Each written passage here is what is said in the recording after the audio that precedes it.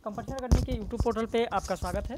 उम्मीद करते हैं कि आप सभी लोग अच्छे होंगे और आप लोग पढ़ाई भी कर रहे होंगे, क्योंकि अब तो आपको पता है कि 2022 की परीक्षा लगभग वही जून में हो जाएगी, जून के प्रथम सप्ताह में, और लगभग जून के अंत तक रिजल्ट भी आप लोगों को मिल जाएगा। तो अभी भी इतना समय आप लोगों के पास है कि अगर अभी से ही पूरी ईमानदारी, पूरी मेहनत से अगर आप पढ़ाई करते हैं तो ज़रूर सफल होंगे। जैसा कि ऊपर आपने देखा स्क्रीन पर, सबसे पहले आपको लिखा मिला है कि पहली बार में जीआरएफ कैसे निकालें। पहली बार में जीआरएफ कैसे निकालें।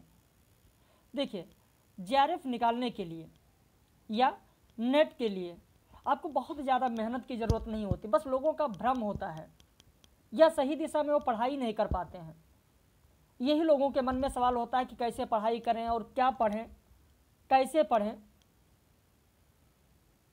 जो भी टॉप करता है ओवरऑल इंडिया में अगर आप देखें तो जो टॉप करता है जनरल कैटेगरी की अगर हम बात करें तो जनरल कैटेगरी में अब तक का इतिहास रहा है कि जो मेरिट गई है वो 66% तक गई है जीआरएफ में टॉप करने वालों में। यानी पूरा पाठ्यक्रम जितना आपका दिया गया है उसमें से अगर 33% हम ये कह दें कि 3 क्वेश्चन में से आपको या 3 प्रश्न में से आपको 2 प्रश्न आते हैं, एक नहीं भी आता है, तो भी आप इंडिया में टॉप कर सकते हैं। तो ऐसा नहीं है कि बहुत ज़्यादा मेहनत की ज़रूरत नहीं होती। क्या करना होता है, कैसे करना होता है, सही दिशा में अगर आप चलते हैं तो बहुत ही कम समय में आपको सफलता मिल जाती है। और यही स्ट्रेटजी हम अपनाते हैं, जिससे हमारे यहाँ रिजल्ट भी आप देख रहे हैं लगातार बहुत अच्छा रिजल्ट मिल रहा है। 50 लोगों का जीआरएफ हुआ, 121 लोगों का नेट हुआ, और उसका कारण यही है कि इतने गहनता से अध्ययन कराया जाता है। क्या करना है, कैसे करना है, वो आप देखें। सबसे पहला काम ये होता है कि विगत वर्ष के प्रश्न पत्रों का अध्ययन। अभी तक जितनी परीक्षाएं हो चुकी हैं यूजीसी नेट की, हर वर्ष के परीक्षा का जो प्रश्न पत्र है उसका अध्ययन करें। उससे आपके समझ में यह आ जाता है कि किस तरीके के प्रश्न पूछे जाते हैं, पहले कैसे पूछे जाते थे, फिर धीरे धीरे क्या बदलाव हुआ और वर्तमान में कैसे प्रश्न पूछे जाते हैं। तो इसलिए विगत वर्ष के प्रश्न पत्रों का अध्ययन बहुत ही जरूरी है। संपूर्ण पाठ्यक्रम को ध्यान रखना और विश्लेषण करना। संपूर्ण पाठ्यक्रम आपके ध्यान में होना चाहिए। अगर संपूर्ण पाठ्यक्रम आपके ध्यान में है तो ये मैं 100% कह सकता हूं कि अगर 10 प्रश्न आपको दिए गए तो 10 में से आप 3 प्रश्न तो संपूर्ण पाठ्यक्रम अगर आपके ध्यान में है तो आप कर लेंगे। या हिंदी में अगर हम बात करें कि हिंदी जो विषय आपका है, 100 प्रश्न जो हैं, उस 100 प्रश्न में से 30 प्रश्न ऐसे हैं जो सीधे सीधे रूप में अगर पाठ्यक्रम आपके ध्यान में है तो आप आराम से 30 प्रश्न हल कर सकते हैं। अब पाठ्यक्रम ध्यान में होने का मतलब क्या है वो अभी आपको हम आगे समझा रहे हैं। वीडियो को अगर आपने अंत तक देखा तो मैं ये उम्मीद करता हूं कि एकदम सही दिशा में आप बढ़ेंगे और बहुत ही कम समय में आप अपनी सफलता हासिल कर सकते हैं। पाठ्यक्रम के अनुरूप प्रतिदिन किसी प्रमाणिक पुस्तक से तैयारी करना। अब ये सबसे बड़ी समस्या आती है लोगों के सामने कि कौन सी प्रमाणिक पुस्तक पढ़ें। बहुत सारे लोग क्या करते हैं कि बाजार में उपलब्ध बहुत सारी गाइडें हैं, उन गाइडों को खरीद लेते हैं जिसमें बहुत सारी त्रुटियां भी मिलती हैं और भ्रम में पड़ जाते हैं। कौन कौन सी पुस्तक पढ़ना है और कैसे पढ़ना है, चलिए आपको हम बताते हैं। पहले पाठ्यक्रम पर आते हैं, फिर अभी आपको विस्तृत में और सारी जानकारी देते हैं। पहले आप पाठ्यक्रम पर आ जाइए। ये यूजीसी नेट का पाठ्यक्रम है, हिंदी भाषा और उसका विकास। ये पहली इकाई है आपके पाठ्यक्रम की, ये पहली इकाई है हिंदी भाषा और उसका विकास। आप देखेंगे कि हर परीक्षा में यहां से जो ये इकाई है इससे महत्वपूर्ण प्रश्न बनते हैं। इसमें आपको कौन सी पुस्तक पढ़नी है। हिंदी भाषा और साहित्य, आपके पास अगर कॉपी पेन है तो जरूर लिख लें। हिंदी भाषा और साहित्य श्याम सुंदर दास की जो किताब है उसे आप पढ़ें, श्याम सुंदर दास। और इसमें जो व्याकरण दिया गया हिंदी की रूप रचना है या हिंदी ध्वनियों का वर्गीकरण है, तो ये जो व्याकरण वाला पोर्शन है, इस व्याकरण वाले भाग के लिए आप हिंदी व्याकरण ले लीजिए कामता प्रसाद गुरु की। कामता प्रसाद गुरु का आप ले लीजिए हिंदी व्याकरण। और इसमें जो आप देखेंगे, अगर आपके पास समय है तो नामवर सिंह की जो किताब है हिंदी के विकास में अपभ्रंश का योगदान, अगर आपके पास समय है तो आप उसे ले सकते हैं, नहीं समय है तो ये 2 किताबें तो आप जरूर ले लें। अब उसके बाद यहाँ पर जो ये भाषाएं दी गई हैं, जो बोलियां दी गई हैं, आर्य भाषाएं जो दी गई हैं, इन आर्य भाषाओं को जानने के लिए, पढ़ने के लिए हिंदी आर्य भाषाओं का इतिहास धीरेन्द्र वर्मा का ले लीजिए। हिंदी आर्य भाषाओं का इतिहास धीरेन्द्र वर्मा का। और अंत में आते हैं लिपि पर। जो लिपि है, यहाँ पर जो देवनागरी लिपि की बात की जा रही है, लिपि के विकास की बात की जा रही है। इस लिपि के विकास के लिए आप डॉक्टर रामप्रकाश की एक किताब है हिंदी भाषा और देवनागरी लिपि का विकास, उसमें आपका कंप्यूटर भी मिल जाएगा, हिंदी की संवैधानिक स्थिति भी मिल जाएगी, विशेषताएं, देवनागरी लिपि की विशेषताएं भी मिल जाएगी, मानकीकरण भी मिल जाएगा। तो ये सारी चीज़ें अगर आपको पढ़ना है तो आप हिंदी भाषा और देवनागरी लिपि की विकास यात्रा डॉक्टर रामप्रकाश की किताब ले लें। तो इस तरीके से आप इकाई 1 बहुत ही आराम से कर सकते हैं। अब उसके बाद आते हैं हिंदी साहित्य का इतिहास। हिंदी साहित्य का इतिहास पढ़ने के लिए ये तो ऐसी इकाई है कि अगर यह इकाई आपने अच्छे से पढ़ लिया तो चाहे आप टीजीटी परीक्षा दें, पीजीटी की परीक्षा दें, जीआईसी दें, जीडीसी दें, असिस्टेंट प्रोफेसर दें, हर जगह से प्रश्न आपको यहाँ से मिलेंगे। इसमें आप बच्चन सिंह का ले लीजिए हिंदी साहित्य का इतिहास, आधुनिक हिंदी साहित्य का इतिहास, दोनों आप लेना चाहें तो ले लें बच्चन सिंह की। और दूसरी रामचंद्र शुक्ल की ले लें, रामचंद्र शुक्ल की किताब ले लें।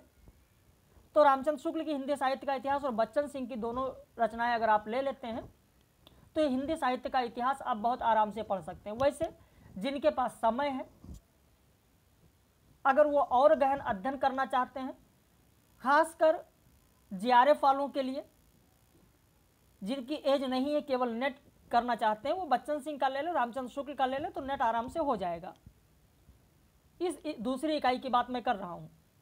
हाँ, जीआरएफ के लिए आप पढ़ना चाहें तो इन 2 रचनाओं के अलावा आप विश्वनाथ त्रिपाठी का सरल इतिहास, हिंदी साहित्य का सरल इतिहास है, अगर आप पढ़ना चाहें तो उसे पढ़ सकते हैं।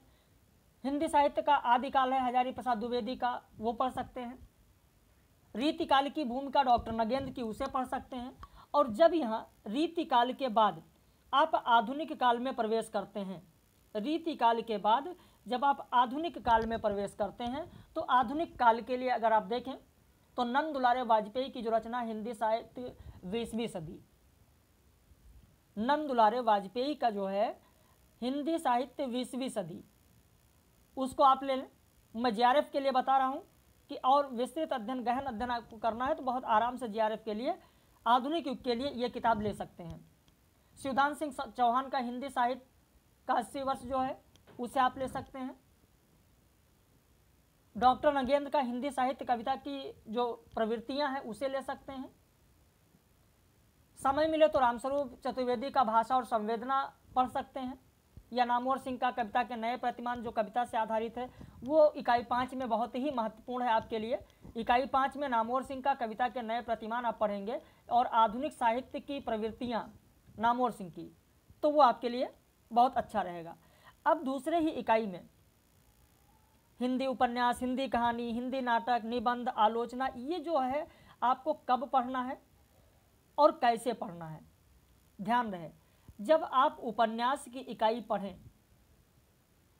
इसको इकाई 2 के साथ आप ना पढ़ें, इकाई 2 के साथ इसको ना पढ़ें।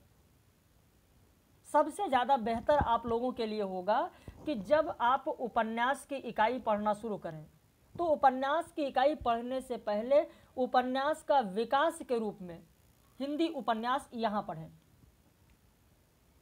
ऐसे कहानी जब पढ़ें तो कहानी के विकास के रूप में हिंदी कहानी पढ़ें। नाटक की इकाई जब पढ़ें तो पढ़ने से पहले हिंदी नाटक का विकास आप पढ़ लें, फिर नाटक पढ़ें। निबंध जब आपको पढ़ना है तो हिंदी निबंध का विकास पढ़ लें, उसके बाद निबंध पढ़ना शुरू करें। तो हर इकाई के साथ अगर इसे आप पढ़ेंगे तो आपकी बहुत ही बेहतर तैयारी हो जाएगी। ये पढ़ने के तरीका है कि कब पढ़ें, कहाँ पढ़ें, किसके साथ पढ़ें, तो ये आपके लिए बहुत ही बेहतर होगा। वैसे जेआरएफ के लिए मैंने अभी आपको बताया कि जेआरएफ के लिए कोई बहुत बड़ी चीज़ नहीं। जनरल कैटेगरी में आप देख रहे हैं कि 33% सिलेबस की चीज़ें अगर आपको नहीं पता है फिर भी आप इंडिया में टॉप कर सकते हैं, क्योंकि 66% पर जनरल का जेआरएफ होता है। अगर ओबीसी कैंडिडेट में आप हैं तो 62% पर अभी तक ये इतिहास है कि 62% पर जेआरएफ हुआ है, वो भी टॉप। यानी 38% सिलेबस अगर आपको नहीं पता है तो भी आप बहुत ही आराम से जेआरएफ कर सकते हैं। अब उसके बाद में आते हैं तो ऐसे हिंदी साहित्य की अन्य विधाएं हैं, इसको भी ऐसे ही पढ़ना है। हाँ, रही बात साहित्य शास्त्र की, इसके लिए कई लोग बहुत परेशान होते हैं कि जो इकाई 3 है सर किसे पढ़ें, कैसे पढ़ें और इसके लिए कौन सी पुस्तक खरीदें। हिंदी आलोचना आप खरीद लीजिए। हिंदी आलोचना कौन सी पुस्तक आपको पढ़नी है, तो आपको पढ़नी है हिंदी आलोचना विश्वनाथ त्रिपाठी की। हिंदी आलोचना विश्वनाथ त्रिपाठी के ले लीजिए और इग्नू का नोट्स ले लीजिए। इग्नू का जो नोट्स है वह भी साहित्य शास्त्र के लिए बहुत ही महत्वपूर्ण नोट्स है और बहुत ही अच्छा नोट्स आपके लिए है। तीसरी जो किताब है वो आप साहित्य शास्त्र के लीजिए, भारतीय एवं पाश्चात्य काव्य शास्त्र की रूपरेखा, रामचंद्र तिवारी की। मुझे लगता है कि जो हिंदी साहित्य का विद्यार्थी है उसके पास रामचंद्र तिवारी की यह किताब जरूर होगी, भारतीय एवं पाश्चात्य काव्य शास्त्र की रूपरेखा। और जो असिस्टेंट प्रोफेसर के लिए, मुख्यतः असिस्टेंट प्रोफेसर के लिए जो लोग लगे हुए हैं वो काव्य शास्त्र में डॉक्टर अमरनाथ की एक किताब आती है हिंदी आलोचना परिभाषिक शब्दावलियां। अगर उसे ले लेंगे तो परिभाषिक शब्दावलियां जितनी हैं वो डॉक्टर अमरनाथ की किताब में आपको मिल जाएगा। तो ये सब ऑथेंटिक किताबें हैं। अब उसके बाद में वैचारिक पृष्ठभूमि तो आप साधारण इग्नू के नोट से या कहीं से भी पढ़ सकते हैं, लगभग हर जगह आपको मिल जाएगा। डॉक्टर अमरनाथ की किताब जो आप खरीदेंगे हिंदी आलोचना की परिभाषिक शब्दावलियां, उसमें आपको मार्क्सवाद, मनोविश्लेषणवाद, अस्तित्ववाद, उत्तराधुनिकतावाद, अस्मितामूलक विमर्श, ये सारी चीज़ें आपको वहाँ भी मिल जाएंगी। अब बात आती है कविता की। देखिए, मैंने पहले ही आप लोगों को ये चीज़ बताया है कि अगर आपको 35% सिलेबस नहीं पता है फिर भी आप जेआरएफ कर सकते हो। व्याख्या के 2 से 3 प्रश्न परीक्षा में पूछे जाते हैं। अब 2 से 3 प्रश्न के लिए आप जितनी रचना है उनकी सबकी व्याख्या पढ़ोगे तो इसका मतलब आप समय बर्बाद कर रहे हैं। इकाई 5 में जो कविता है उससे जो ज़्यादातर प्रश्न पूछे जाते हैं वो किस प्रकार के प्रश्न पूछे जाते हैं, अगर यह चीज़ आपके समझ में आ जाती है तो इकाई 5 आपके लिए बहुत ही आसान हो जाता है। इकाई 5 में पंक्तियां दी जाती हैं, तो उन पंक्तियां किसकी हैं वो ध्यान रखना है, पहली चीज़। दूसरी चीज़, जैसे धूमिल की कविता है मोचीराम, सुदामा पांडे धूमिल की कविता है, जैसे यहाँ पर आप देख रहे हैं कि ये मोचीराम कविता है, किस में संकलित है, किस काव्य संग्रह में संकलित है, ऐसा प्रश्न पूछा जा सकता है। रोटी और संसद किस में संकलित है, अकाल दर्शन किस में संकलित है, नक्सलवाड़ी किस में संकलित है, तो ऐसे प्रश्न पूछे जाते हैं। या मुक्तिबोध की जो कविता है, एक नोट्स आप बनाएं, जैसे मुक्तिबोध आप पढ़ रहे हैं, मुक्तिबोध की कविताएं चाहे भूल गलती हो, ब्रह्मराक्षस हो, अंधेरे में है, इन्हें आपको पढ़ना है। तो मुक्तिबोध की कविताएं जो भूल गलती हैं किस में संकलित हैं, अब आपके पास नोट्स होना चाहिए, शॉर्ट नोट्स, बहुत कम से कम नोट्स में आप अपनी तैयारी बेहतर कर सकते हैं। भूल गलती, ब्रह्मराक्षस और अंधेरे में, चांद का मुंह टेढ़ा है काव्य संग्रह में संकलित हैं। अब ये चीज आपको पता होना चाहिए कि किस में संकलित हैं। चांद का मुंह टेढ़ा है, ये भी आपको पता होना चाहिए कि जो अंधेरे में कविता है जो आपके पाठ्यक्रम में है, पाठ्यक्रम कैसे ध्यान में रखना, वही चीज़ मैं बता रहा हूँ, बहुत ही साधारण चीज़। और इसी से मैंने कहा है कि 100 में से 30 प्रश्न आप हल कर सकते हैं अगर इस तरीके से पाठ्यक्रम आपको याद है। अंधेरे में कविता सर्वप्रथम 1964, आप एक शॉर्ट नोट्स बनाएं इस तरीके से कि अंधेरे में कविता 1964 में कल्पना पत्रिका में आशंका के दीप अंधेरे में शीर्षक से प्रकाशित हुआ था।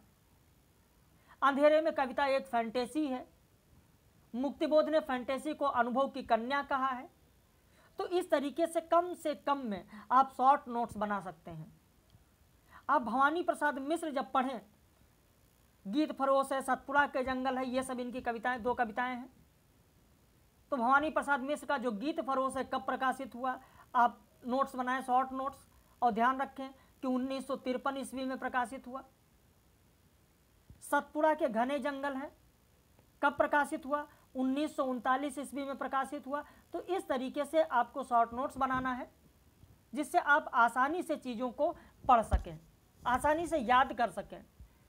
यह जो बड़ी रचना है जैसे कामायनी आप पढ़ें, कामायनी में कुल कितने सर्ग हैं, इसका प्रकाशन वर्ष कब है। मैथिली शरण गुप्त की जो रचना साकेत आपके पाठ्यक्रम में है, साकेत का प्रकाशन कब हुआ, भारत भारती का प्रकाशन कब हुआ। यह सुमित्रानंदन पंत की जो पल्लवनी है उसमें रश्मि कविता संग्रहित है, प्रथम रश्मि जो आपके पाठ्यक्रम में है। परिवर्तन किस में संकलित है, तो पल्लव में संकलित है। तो इस तरीके से आप जब कविता पढ़ें, कविता की इकाई, तो पाठ्यक्रम को ध्यान में रखने का मेरा मतलब सिर्फ ये है कि आप उसे ये ध्यान रखें कि प्रकाशन कब हुआ है और किस में संकलित है, ये चीज़ आपको ध्यान में रखना है। ऐसे जब उपन्यास आप पढ़ें तो उपन्यास का शॉर्ट नोट्स आप कैसे बनाएं। अब कई लोगों के सामने समस्या होती है कि उपन्यास का शॉर्ट नोट्स कैसे बनाएं। अब उसके लिए देखें, यहाँ पर मैंने शॉर्ट नोट्स दिया है। इस तरीके का अगर आप शॉर्ट नोट्स बनाते हैं तो आपके लिए बहुत ही बेहतर होगा। यहाँ शॉर्ट नोट्स मैं आपको दिखा दे रहा हूँ कि इस तरीके से आप बनाएं। जैसे देवरानी जेठानी की कहानी उपन्यास 1870 में प्रकाशित, पंडित गौरी दत्त का है।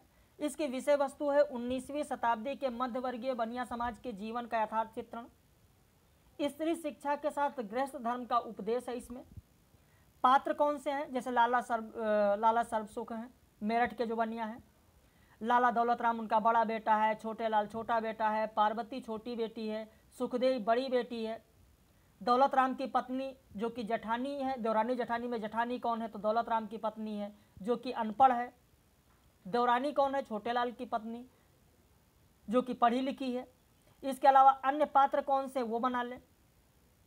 इस उपन्यास के बारे में किसने क्या कहा है, तो बच्चन सिंह ने इस उपन्यास को स्त्री जनोचित शिक्षा ग्रंथ कहा है। हो गया। अब अगर आप, ये तो नेट के लिए मैंने बताया, अब अगर आप जेआरएफ के लिए थोड़ी सी तैयारी आपको जेआरएफ के लिए ये करनी है कि हर उपन्यास में जो महत्वपूर्ण कथन है उन कथन को आपको ध्यान रखना है जेआरएफ के लिए। बाकी नेट के लिए तो आपने देखा, बस इतनी चीज़ें पर्याप्त हैं। ऐसे आप देखिए, परीक्षा गुरु उपन्यास प्रकाशन कब हुआ, किसका उपन्यास है, विषय वस्तु क्या है, पात्र कौन कौन से हैं, इसकी विशेषताएं और कौन कौन सी हैं। जैसे परीक्षा गुरु की भाषा ब्रज भाषा है, परीक्षा गुरु में 41 प्रकरण है। और इसके अलावा इसमें महत्वपूर्ण कथन कौन कौन से हैं, इसे और क्या कहा गया है, ये जेआरएफ के लिए बहुत ही महत्वपूर्ण है। तो इस तरीके से आप उपन्यास जब पढ़ें तो इस तरीके से आप उपन्यास का नोट्स बनाएं। बाणभट्ट की आत्मकथा हजारी प्रसाद द्विवेदी का है, विषय वस्तु क्या है। ये उपन्यास हर्षचरित नामक संस्कृत ग्रंथ को उपजीव्य बनाकर लिखा गया, आत्मकथात्मक शैली में लिखा गया है। पात्र कौन कौन से हैं और इस उपन्यास में कहाँ का जिक्र है, तो उज्जैनी का है, थानेश्वर का है। इसके अलावा कुछ विशेषताएं, जैसे चंद्र दधीची है उसको निपुणिका ने भट्टिनी नाम दिया। तो इस तरीके के जो महत्वपूर्ण कथन है, महत्वपूर्ण जो इसकी विशेषताएं हैं, उन्हें आप लिखें। 13 उपन्यास आपके यूजीसी नेट के पाठ्यक्रम में हैं और मात्र 13 पन्ने में यानी 26 पेज में 26 पेज में इस तरीके का शॉर्ट नोट्स आप बना सकते हैं जो कि आपको सफलता दिलाएगा। तो पूरे पाठ्यक्रम को ध्यान में रखने का मतलब और शॉर्ट नोट्स बनाने का मतलब यही है कि इस तरीके से अगर आप बनाते हैं तो बहुत ही आराम से आप जेआरएफ क्वालिफाई कर लेंगे। ऐसे महिला आंचल है, प्रकाशन कब है, किसकी रचना है, विषय वस्तु क्या है, पात्र कौन कौन से हैं, उसके अलावा इसमें गांव कौन कौन से चित्रित हैं, कौन सा गांव है। ऐसे आप जब गोदान पढ़ें, कब प्रकाशन हुआ, किसकी रचना है, विषय वस्तु क्या है, चित्रित गांव कौन कौन से, जैसे बेलारी, सेमरी, सोनारी, इसके बारे में किसने क्या क्या कहा है।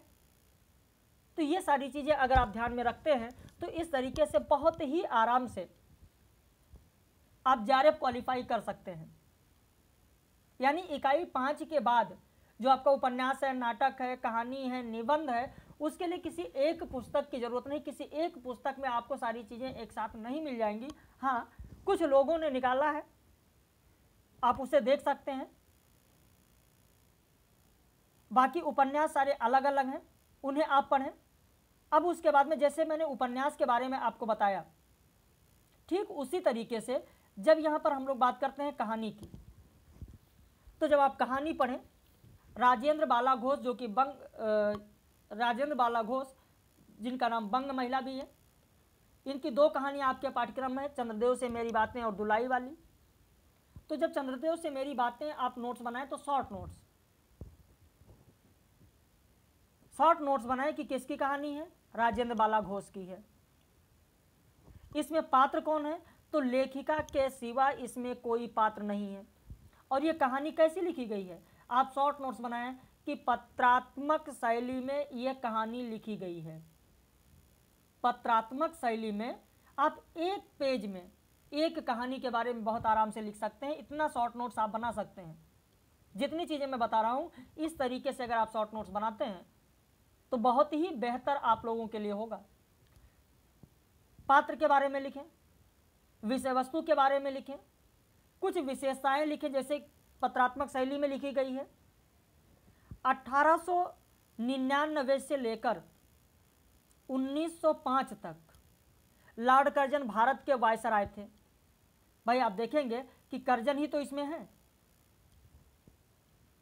और 1905 में कर्जन ने ही बंगाल का विभाजन कराया था। कर्जन भारत में वायसराय के पद पर बने रहना चाहते हैं, लेकिन भारत की जनता उन्हें पसंद नहीं करती है। और इसी पर कटाक्ष करते हुए, चंद्रदेव को संबोधित करते हुए राजेंद्र बाला घोष ने चंद्रदेव से मेरी बातें कहानी लिखी है। इसमें सत्ता को चुनौती दिया गया, शिक्षा व्यवस्था की दुर्दशा को उजागर किया गया। विषय वस्तु में आप लिख ले, प्रमोशन के लिए चापलूसी और घूसखोरी को जरूरी बताया गया। बिजली के माध्यम से नारी की स्थिति का जिक्र किया गया। चंद्र ग्रहण को भारतीय समाज पर ब्रिटिश उपनिवेशवाद के नकारात्मक प्रभाव के रूप में इसमें निरूपित किया गया। तो इस तरीके से जो विषय वस्तु है उसे आप लिखें। ऐसे जब आप दुलाई वाली पढ़ें तो दुलाई वाली के लिए दूसरा पेज में आप दुलाई वाले कहानी के बारे में लिखें कि यह कहानी हिंदी की प्रथम मौलिक कहानी होने का श्रेय दुलाई वाली को दिया जाता है। 1907 ईस्वी में सरस्वती पत्रिका में यह प्रकाशित हुई। सरस्वती पत्रिका में प्रकाशित हुई। तो ये सब जो महत्वपूर्ण चीजें हैं उसे आप लिखें। दुलाई वाले में पात्र कौन है, विषय वस्तु क्या है, तो विषय वस्तु लिख दे कि हास्य विनोद की कथा है, नवविवाहिता की मनोदशा का चित्रण किया गया है। इसमें 2 दोस्तों की कहानी है। 2 दोस्त कौन है, भाई बंशीधर है जो कि एक सुलझा हुआ इंसान है, नवल किशोर हैं जो कि बंशीधर के मित्र हैं, नवल किशोर भाई हैं, स्वदेशी के प्रचारक हैं, स्वदेशी के समर्थक हैं, और जानकी बंशीधर की पत्नी है, सीता जानकी की बहन है। तो इस तरीके से पात्र लिख दें। और जेआरएफ के लिए एक चीज ध्यान रखना है कि जेआरएफ के लिए आपको कथन ध्यान रखना है। अगर कथन आप ध्यान रखते हैं तो वही प्रश्न आपके बढ़ जाएंगे। बाकी अगर साधारण रूप से नेट करना है तो फिर आप कथन भी नहीं ध्यान है तो भी आप आराम से इतने प्रश्न कर लेंगे कि आपका नेट हो जाएगा। ऐसे एक टोकरी भर मिट्टी, माधव और सप्रे की एक टोकरी भर मिट्टी का आप नोट्स बना लें। पात्र इसमें जमींदार है, विधवा बुढ़िया है, और विषय वस्तु में लिख दें कि कर्तव्य श्रेष्ठ है, धन का गर्व दिखाया गया, विवाह का निर्मल, जो विधवा स्त्री है उसका निर्मल मन दिखाया गया है, मानवता की जीत होती है इसमें, जमींदार का अहंकार जो है वो टूटता है। तो इस तरीके से ये दिखाएं, प्रकाशन वर्ष लिखें। इस तरीके से अगर आप नोट्स बनाते हैं हर इकाई पर, जैसा कि मैंने अभी आपको बताया कि किस तरीके से आपको बनाना है, तो बहुत ही कम समय में आप तैयारी कर सकते हैं और बहुत ही बेहतर तैयारी हो सकती है और पहली बार में आपका जेआरएफ हो जाएगा। तो ये सारी चीजें मैंने आपको बताया। अब इसी के साथ मैं आपको ये भी बता दूं कि हमारे यहाँ जो बैच चल रहा है उस बैच में नया बैच जो कहानी का प्रारंभ हो रहा है, कहानी से नया बैच, हर यूनिट से नया बैच प्रारंभ होता है हमारे यहाँ। तो उसमें जुड़ने के लिए हमारे यहाँ क्या क्या होगा, कैसे कराया जाएगा, जितनी चीज़ें मैंने अभी आपको बताई हैं वो सारी चीज़ें कराई जाएंगी। किस शेड्यूल से कराई जाएंगी वो आप देखें। प्रत्येक इकाई से माह के प्रथम सप्ताह में नया बैच प्रारंभ होता है। तो ये तो अब खैर हम लोग आगे बढ़ चुके हैं तो वो चीज़ तो खत्म हो गई। संपूर्ण पाठ्यक्रम का PDF नोट्स आपको मिलेगा, संपूर्ण पाठ्यक्रम पर आधारित आपको प्रश्नोत्तरी मिलेगी, प्रतिदिन सुबह 10 बजे आपको PDF मिलेगा, प्रतिदिन दोपहर 2:30 बजे आपको डिस्क्रिप्टिव वीडियो लेक्चर मिलेगा, प्रतिदिन 9 बजे लाइव कक्षा मिलेगी। पूरे सप्ताह कोई अवकाश नहीं होगी, यानी सोमवार से लेकर और शनिवार तक, सोमवार से लेकर शनिवार तक कक्षाएं होंगी और रविवार को आपका टेस्ट होगा। तो पूरे सप्ताह कक्षाएं होंगी, कोई छुट्टी नहीं। रविवार को टेस्ट होगा, यह मैंने आपको बताया। परीक्षा के दौरान यानी 1 महीने पहले जो ये रविवार को टेस्ट होता है, यह प्रतिदिन टेस्ट होना शुरू हो जाएगा। हमारे संस्थान से जुड़ने के बाद अभी तक जितनी मैंने पुस्तकें आपको बताई हैं, कोई भी गाइड या पुस्तक आपको ना तो पढ़ने की ज़रूरत है और ना ही खरीदने की ज़रूरत है।